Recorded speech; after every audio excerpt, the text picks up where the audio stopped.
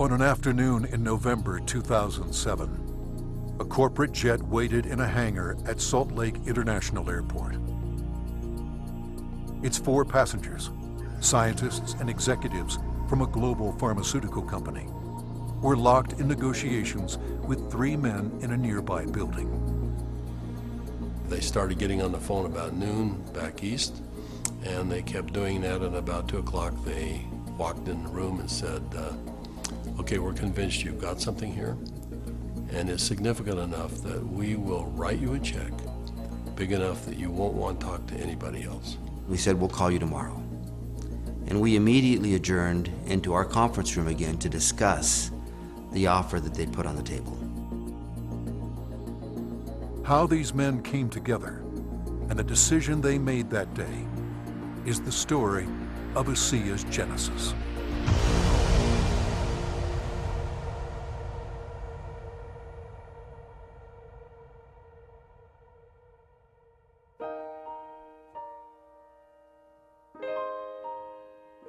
A lot of people have fathers that teach them sports.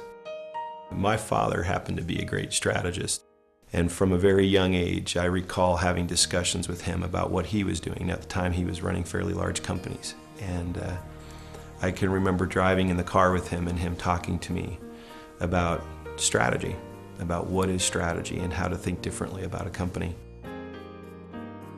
Vertus Norton was well qualified to teach his son. At the time, he was sales planning manager of the billion-dollar beverage division of General Foods Corporation in New York, with responsibility for iconic products like Kool-Aid, Country Time, and others. In 1985, he was recruited by Dart and Kraft and eventually became the head of Hobart Corporation US near Cincinnati, Ohio. 5 years later, he rejoined Kraft General Foods in Chicago as vice president of the Channel Group, managing a billion-dollar pilot business unit that led to the eventual integration of General Foods, Oscar Mayer, and Kraft Foods. Based on his track record, Vertus was asked to help re-engineer the company to increase efficiency in relation to an industry-wide initiative called Efficient Consumer Response. In the subsequent 3 years, Kraft's ECR, or efficiency rating, moved from 10th to first place. I've known Vertus for over 25 years, and it was apparent to me immediately that here was a very special man. A man that had wonderful ethics, great business strategies, enthusiasm. There was no question that this man was going to be a huge success, and he is a success. Vertus retired from Kraft at age 57 and moved to Park City, Utah. We thought he would take retirement seriously. He did not. Shortly after doing some service for our church, he was asked to run a biotech company. He had a lab in Southern California, 5 PhDs reporting to him, a series of master's or graduate students as well, all doing work for him there. And he ran that for 4 years, and we thought he was done. But Vertus Norton was not done. Through his son Tyler, Vertus was introduced to another biotech company and invited to become a member of their board. I recall coming to the house one afternoon only to find books strewn about his desk, chemistry and biology books, and I said, now what in the world are you doing now? And he proceeded to tell me that he had been invited to sit on the board of this company that had an incredible technology. And I do recall him saying, but they don't know exactly what they have. And that's an invitation to my dad. He's going to figure it out. He's a puzzler. I was intrigued until they told me it was made from salt water. And I told them this doesn't sound right, and you're going to have to convince me it's real. They said, well, we can do that. They said, we have a lot of research, and we'll give you some of the best research. You can look at it. And after running a lab and having my association with these people for 4 years, I knew what to look for. And I went through the science, and it was good, defensible science. Then they gave me a list of people to call, and I was calling Harvard, UCLA, University of Washington, University of Indiana, major labs across the United States, and everyone I talked to raved about the product, the way the company was intending for it to be used, And also they raved about the fact that you could drink this product and get a benefit from it. At the time, the product could only be produced in limited quantities through small devices. Highly unstable, it had to be used within minutes of production. But seeing the strength of the product, Virtus agreed to join the board of directors. As soon as I did that, they said, we're going to give you one of these devices to put in your house.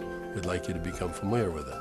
I started drinking the product that was made in this device, and my thinking cleared up. I had more energy. I felt better than I had for years. And now, keep in mind, I was in my 60s at that time. And I thought, holy cow, what is this? So I went to the first board meeting and found out that they were flat out of money. They were $1 million in debt. We said, let's see if we can help them find money. We tried for about 90 days, could not. Eventually, the company folded, and they actually merged it with another company, an energy company. And when that happened, that company started selling off assets. Meanwhile, a family in New Hampshire was embarking on a major change. Jim Pack had been a highly successful consultant in the telecommunications industry. His son, Joe, had secured a position on the United States ski team. Wanting Joe to achieve his dreams, the family moved to Park City to allow Joe to train with the U.S. freestyle team for the 2002 Winter Olympics. So I'm living in a subdivision in Park City, Utah, and after a few years, another gentleman moves in a few houses up from me.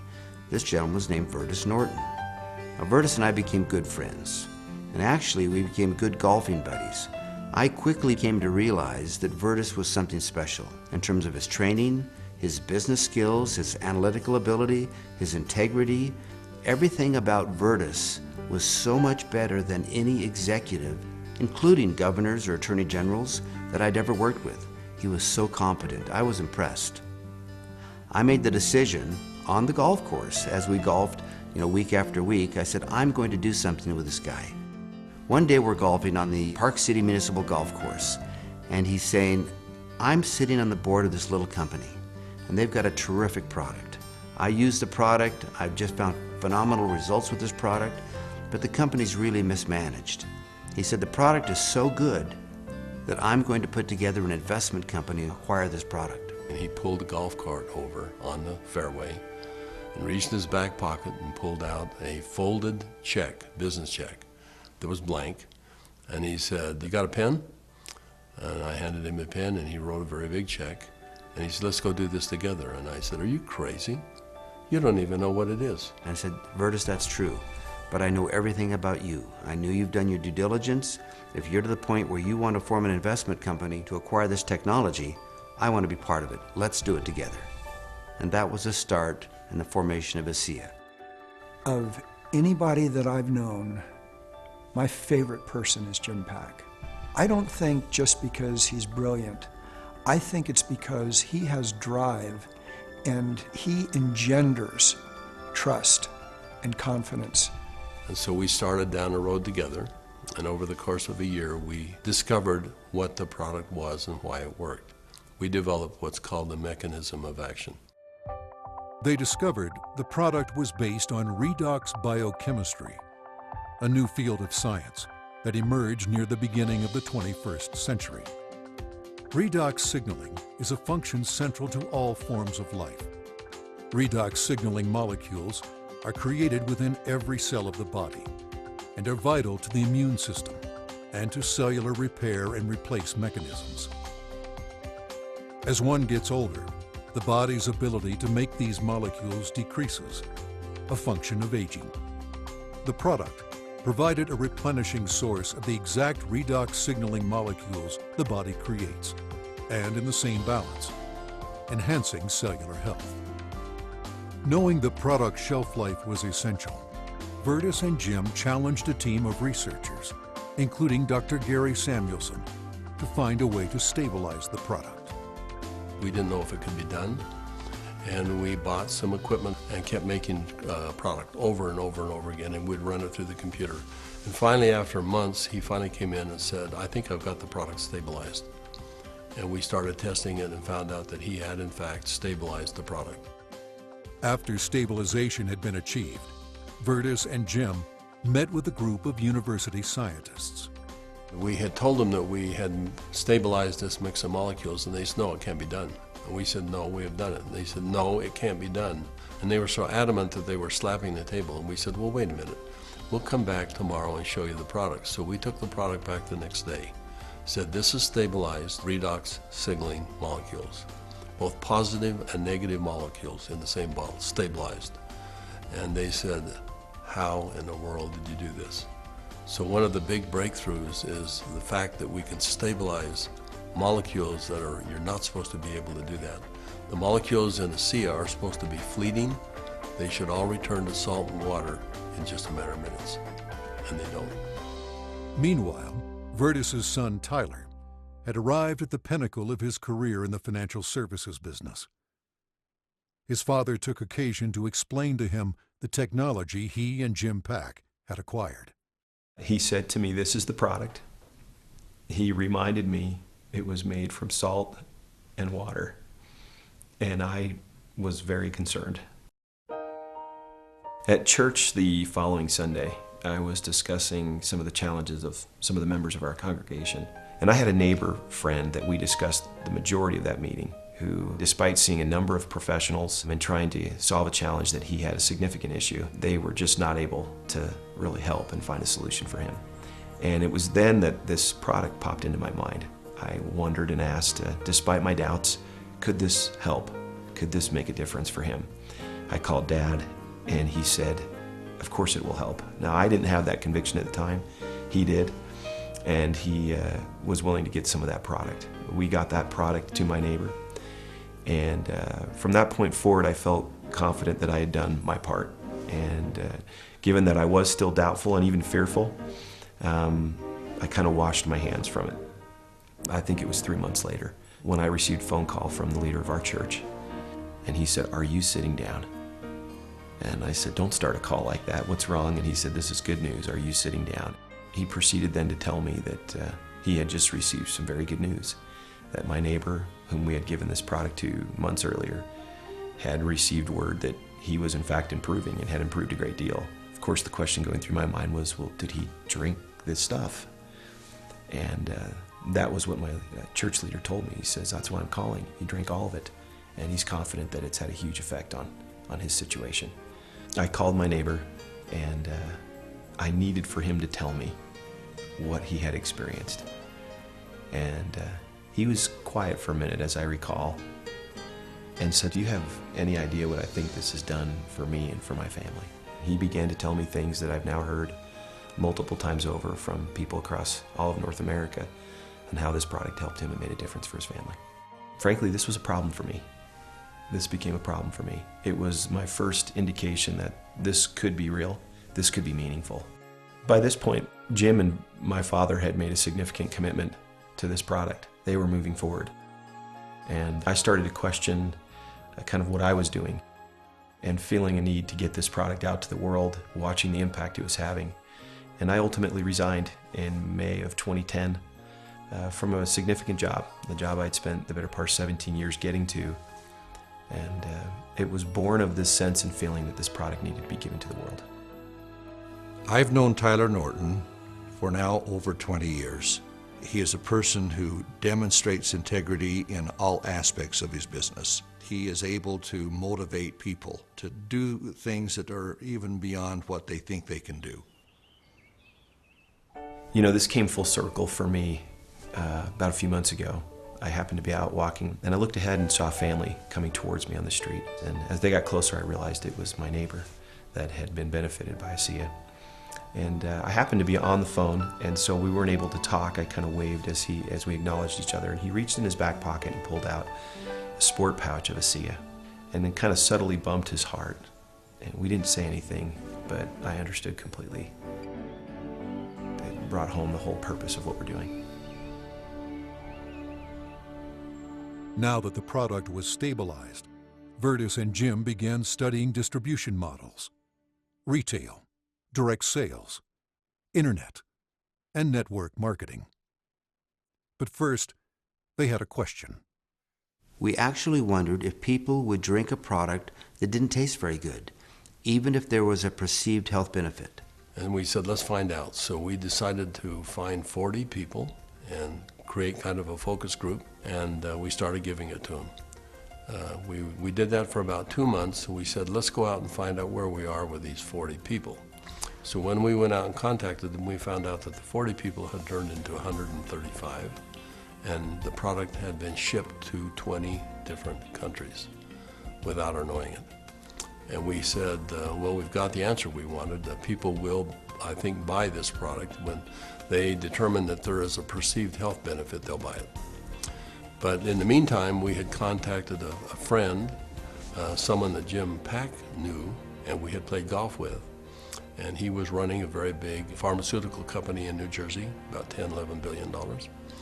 And he finally agreed to send a group of people out and spend some time with us and see what we had come up with. So 4 people flew out on a plane, and we met in the conference room we had on the west side of the city for the better part of a day. We spread out all of the research that we had out on a table.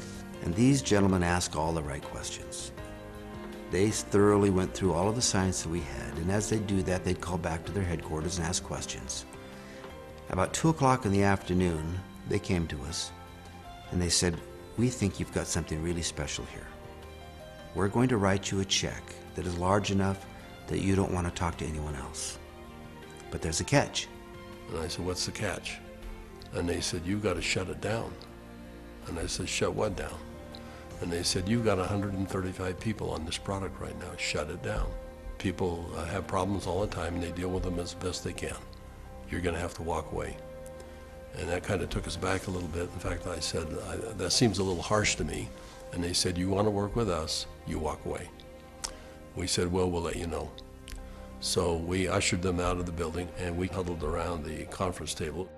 We came to realize that this had changed for us from a business play to something very important. This was a cause. This was a responsibility. We'd seen too many people helped by this product. We realized that the only option before us was network marketing. And in that conference room on that day, we made that decision to form a network marketing company. ASEA LLC opened its doors for business in July 2009 with just a handful of independent associates. Today, there are tens of thousands, and their ranks are growing exponentially every month. In 2012, the company announced its entry into Europe, the first of many international steps to come. Every company has a vision, but for Vertus and I, our vision is just a little bit different given our age. This is not about making $1 million. This is about changing 1 million lives. One of my fondest memories is of a Meet ASEA meeting that we held in Lexington, Kentucky. We had a huge group of people that came, very impressive group, and a lot of people coming up talking about what ASEA had done for them personally. But at the end of the meeting, they invited me to come up and gave me a small treasure chest. Wasn't very big, but as you open up the treasure chest, it's filled with letters of gratitude and thanks. It meant a great deal to me. So we came back to Salt Lake City, and I asked our people to go out and find a treasure chest, which we have done, and we have it in the office, and we continue to add letters to it. I have the privilege of going around the country and talking to people about this product. And it's not uncommon at the end of a meeting to have a group of people line up and want to tell me, and really thank me, but more thank my dad and Jim for what they've done. And as they tell their stories and I get a chance to look into their eyes and sense their sincerity and the realness of what this has done for them, more than once I've had to step out of the room and find a corner in a hotel somewhere where I could compose myself and get myself in order after hearing how sincere and thankful they are for this product. You know, we started off looking at this as a business opportunity, and as we progressed, it became more of a sense of purpose, but it's much more than that.